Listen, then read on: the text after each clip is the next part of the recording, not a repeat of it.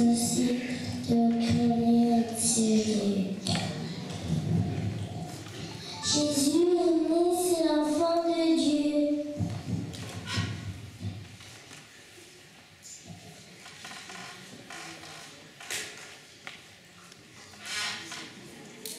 Jésus est né, c'est l'enfant de Dieu.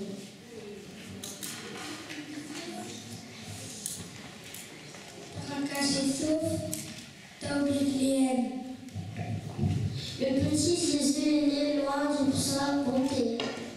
Jésus est né chaque Noël.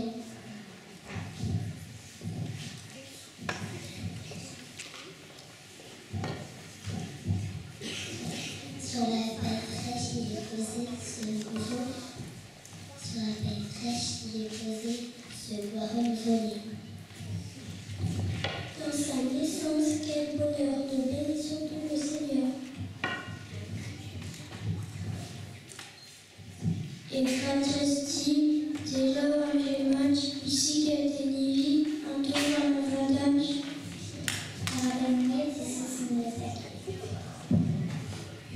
qui s'envoie des loups, qui ont des choses à la kiri, car à la élu, la peau à l'eau.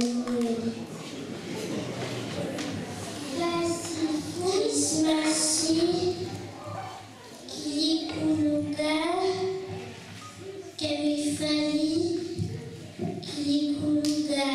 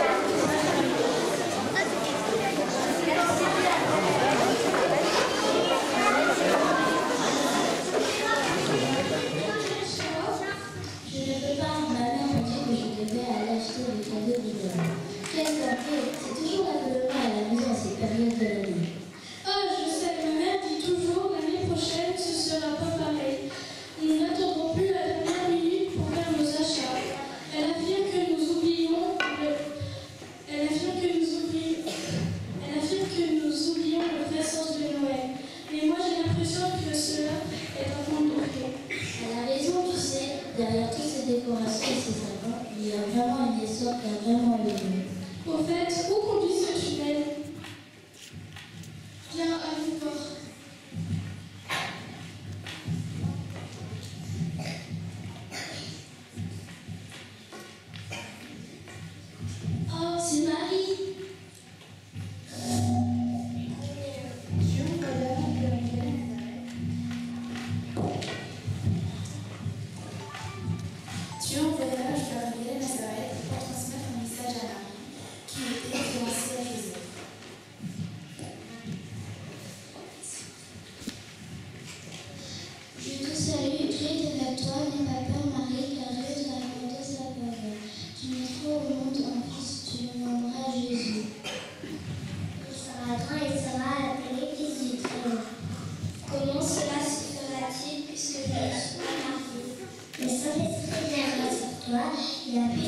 Dieu très haut te conduira dans son nom.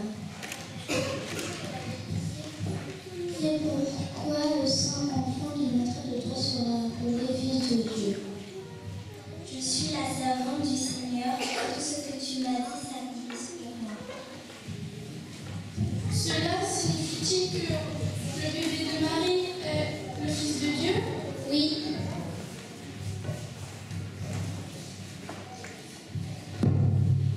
En ce temps-là, l'empereur romain, César Auguste, ordonna à tous les habitants de l'Empire de se faire recenser le nom du natal. Joseph et Marie seront donc avec Hérode.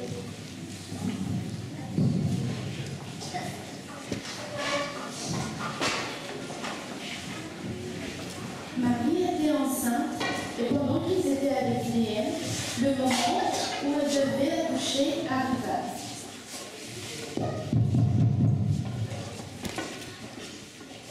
Bonsoir, que puis-je pour vous? Bonsoir, à vous, nous dans votre honneur. Je suis Bénédicte Bethléem et vous pouvez dormir à la table si vous voulez.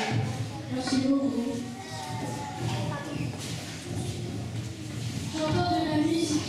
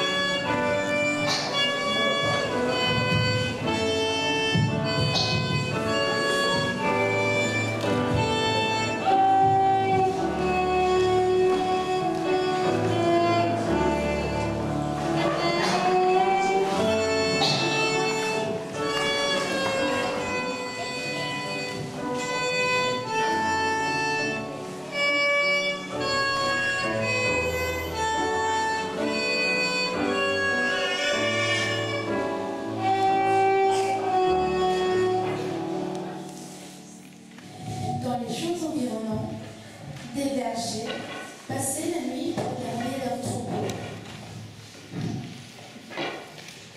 N'ayez pas peur, je vous annonce une bonne nouvelle. Le sujet est très là. Aujourd'hui, dans la ville de David, vous venez un sauveur, le Messie, le Seigneur. Et voici à quoi vous me reconnaissez. Vous trouverez un nouveau-né dans ses langes et couché dans une mangeoire. Gloire à Dieu qui le Messie. Et puis sur la terre aux hommes qui l'aiment.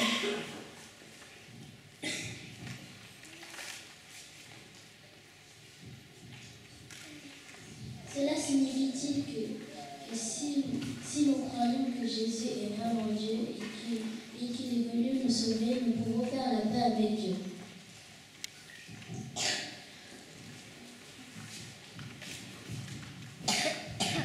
Quel merveilleux cadeau Dieu nous a fait là.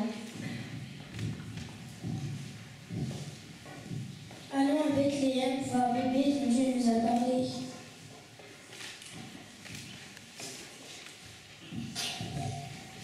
Après la naissance de Jésus à Bethléem, des mages arrivent d'Orient.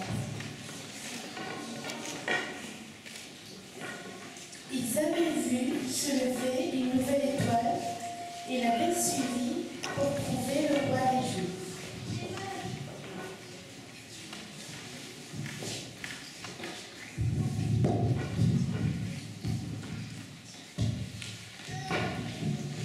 Où est le roi des Juifs qui vient de naître? Nous avons vu se lever sur l'étoile et nous sommes venus lui rendre hommage. De l'or,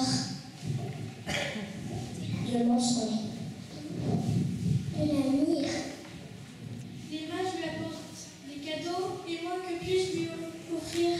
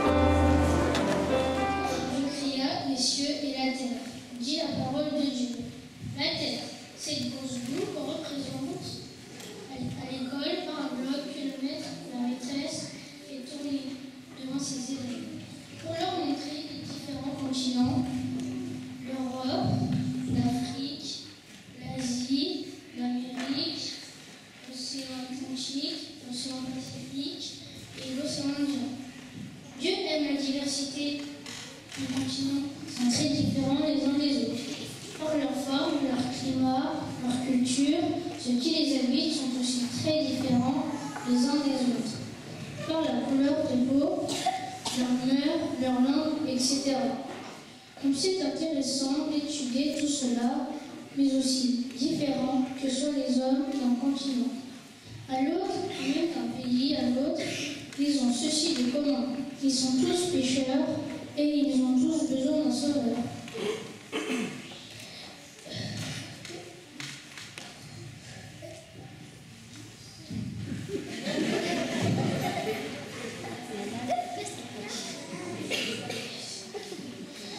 Et ce qui est passionnant, c'est de savoir que Dieu aime chaque homme en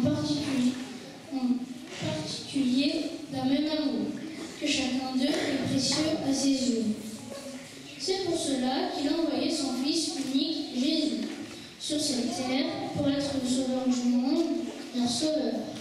À chaque homme, quelle que soit sa race, Dieu a offert un sauveur pour ses péchés. N'est-ce pas merveilleux? C'est sa naissance que nous célébrons en Noël. C'est donc un grand jour pour tous les habitants de la terre. Mais le salut que Dieu nous offre, nous devons le recevoir. Ce sauveur merveilleux est venu dans le monde pour entrer dans notre vie et la transformer. Si nous ne voulons pas lui ouvrir la porte de notre cœur, alors il est venu pour nous en vain. Et ô tristesse, il est mort pour nous en vain.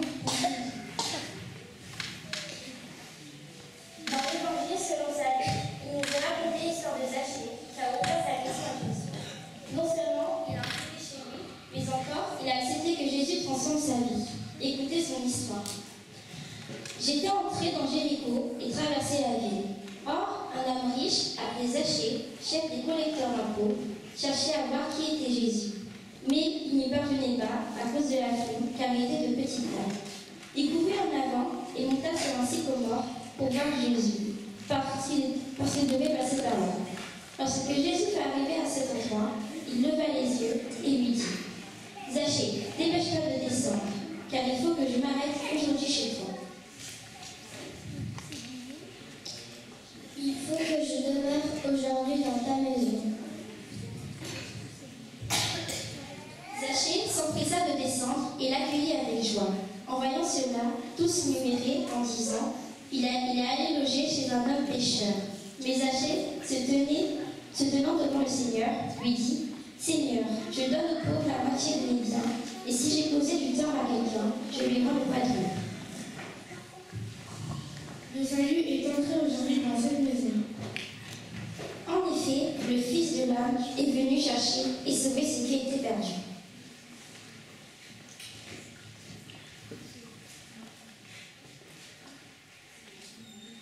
C'était donc une maison de Palestine, une solide maison carrée avec une cour intérieure. Un escalier extérieur conduisait à un toit en terrasse. Déjà en Palestine, il y avait plusieurs sortes de maisons. Des petites, des grandes, des vieilles, des neuves. Et maintenant encore, les maisons diffèrent selon les richesses des propriétaires et selon les régions, surtout selon les pays.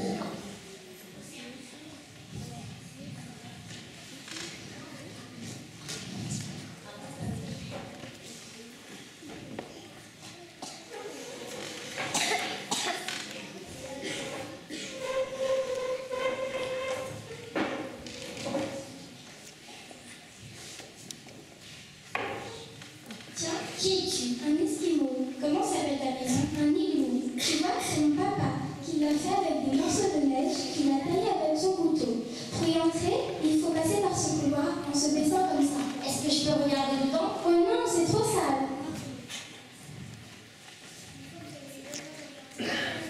Oui, quand Jésus est entré dans votre maison, il a dit dans notre vie, nous avons honte en pensant à ce qu'il peut y trouver.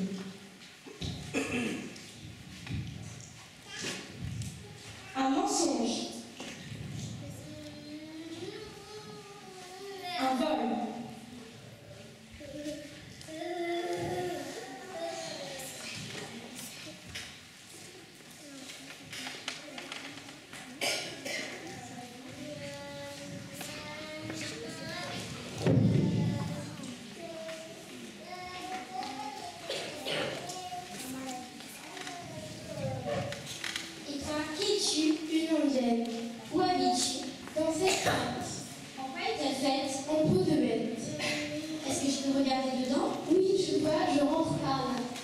comme c'est sombre.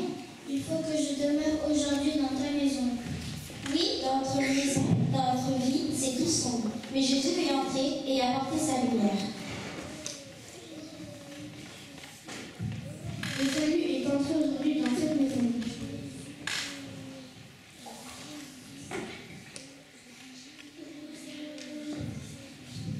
Oh, moi, je veux qu'il entre chez moi. Aujourd'hui, si vous entendez ma voix,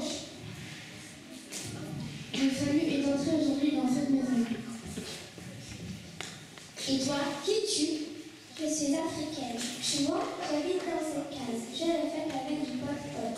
Qu'est-ce que c'est? C'est de la boue mélangée avec du fumier et le toit est fait en neige, c'est-à-dire de l'herbe séchée. Il faut que je demeure aujourd'hui dans ta maison.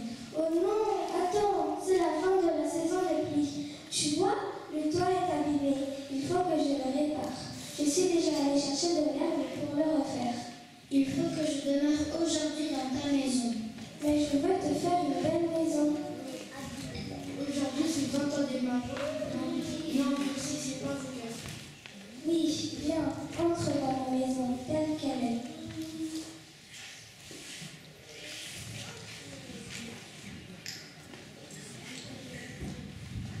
Le salut est entré aujourd'hui dans cette maison. Moi, je viens de ici. Regarde ma jolie maison. Waouh, il y a plusieurs pièces.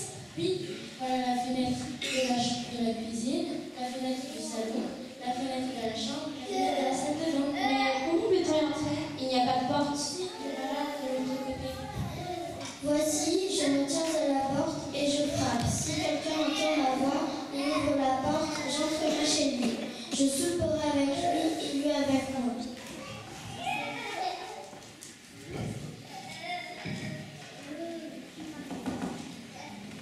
Oh, j'entends frapper. Après, j'ouvre la porte de la cuisine. Quand Jésus veut entrer dans votre maison, c'est-à-dire dans votre vie, il peut pénétrer dans toutes les pièces, c'est-à-dire dans tous les domaines. Oui, notre vie bâtie de tous les jours.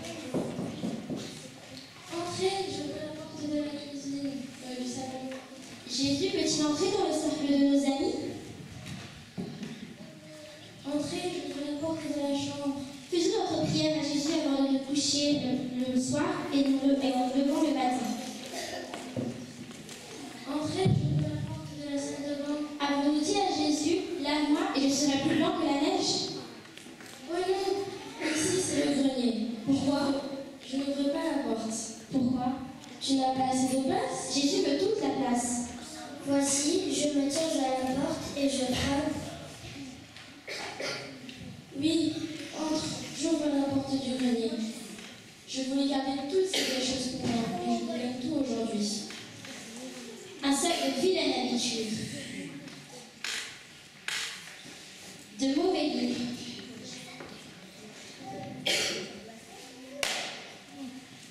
De vieilles lettres, de vieilles rancunes. Ça y est, j'ai tout débarrassé. Le salut est entré aujourd'hui dans cette maison. Chacune de ces maisons représentait une vie où Jésus veut entrer. La première était sale, Jésus l'a rendue propre. La deuxième était sombre, Jésus l'a éclairée.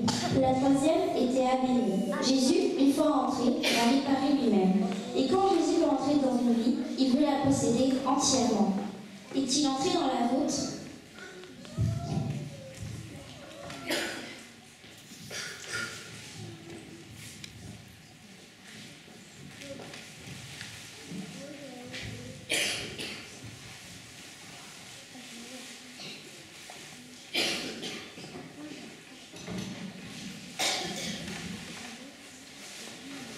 Vous avez certainement compris le refrain de la bouche du Seigneur Jésus. Il faut que je demeure aujourd'hui dans ta maison, quelle qu'elle soit.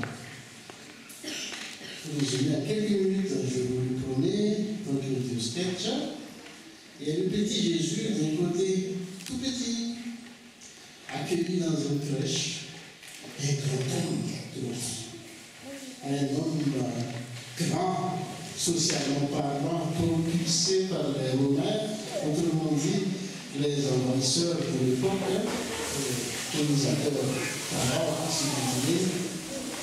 D'un côté, il y a un petit Jésus dont les enfants ont parlé pendant tout le premier sketch, présenté par le maire, etc. Et de l'autre, donc, c'est comme il s'appelle Zachée.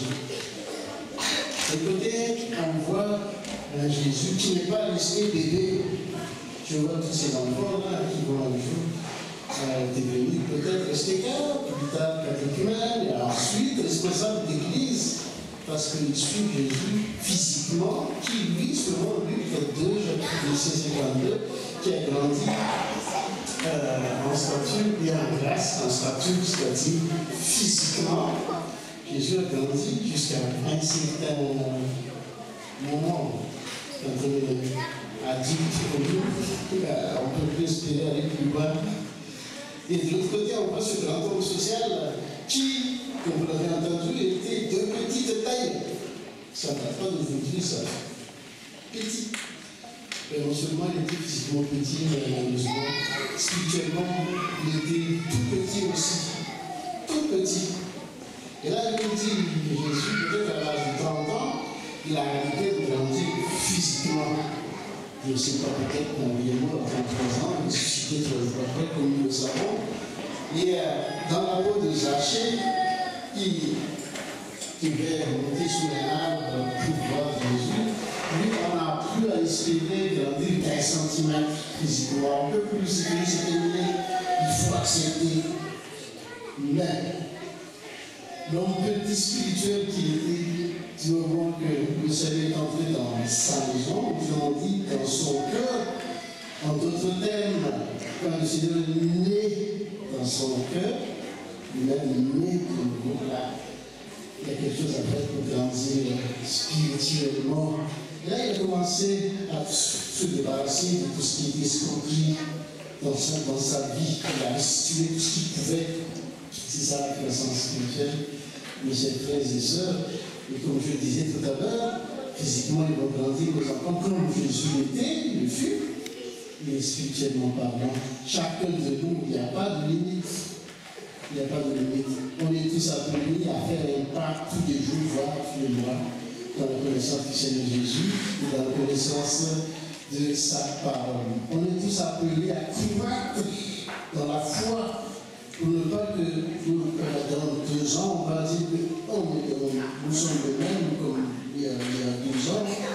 Ce n'est pas tout à fait normal. On est appelés à atteindre, n'est-ce pas, la stature parfaite, spirituellement parlant, de ce petit Jésus qui n'est pas resté bébé, mais qui non seulement a grandi physiquement jusqu'à un certain point, mais qui croissait aussi en grâce devant Dieu et devant les hommes. C'est ça la croissance spirituelle, chers amis. C'est ça la croissance spirituelle. Mais encore faut-il que nous ayons vécu ce qu'on appelle cette naissance nouvelle dans la vie, côté spirituel, Jésus est né dans le cœur pour sentir ce besoin de croître comme le petit bébé physique et qui crie à sa mère toutes les 3 heures de la nuit parce qu'il est né. Il est né. Le message de nos enfants cet après-midi, chers amis, c'est que l'Église, à un moment donné de sa vie, atteigne le statut d'homme parfait, de femme parfaite, prêt à toute œuvre bonne que le Seigneur nous a préparé d'avance. Mais encore faut-il que chacun de nous, vous et moi, soyons vraiment passés par cette entrée de Jésus dans la maison de chacun. Et pour terminer, je recite l'Apocalypse 3:20 que la jeune fille nous a cité plus d'une fois tout à l'heure. Me voici, je tiens à la porte et je frappe. Si quelqu'un entend ma voix et ouvre, j'entrerai chez lui, je mangerai avec lui, je vais avec moi. Ça veut dire quoi? Ça veut dire qu'il nous respecte. Et la poignée, ça ne se trouve pas dehors, mais dedans, c'est à nous d'ouvrir, d'accueillir le Seigneur Jésus et d'être prêt à ce que lui fasse le ménage dans tous les coins de notre cœur. Si le Christ vous a franchi, vous serez réellement affranchis. Que ce soit la gloire à chacun de nous, vraiment, ce besoin de croire spirituellement jusqu'à la stature parfaite. Un jour, du Seigneur Jésus. Amen.